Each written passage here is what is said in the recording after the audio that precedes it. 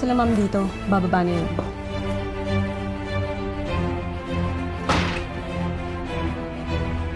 Good morning po, ma'am.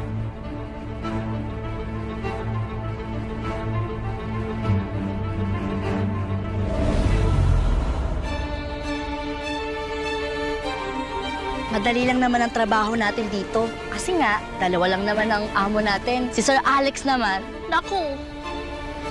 Pero isa lang masasabi ko, baka siya ang mapalaban. Anong pangalan nito? Carmina po, ma'am. Iba ka. Salamat, sir. Laki nito, ah. Katas ng pagiging magaling mo sa trabaho. Alam ko ang ginagawa mo. Tigil mo na yan. Ha? Anong sinasabi mo? Marami nang dumaan dyan. Hindi ikaw ang una. Huwag ka nang sumunod.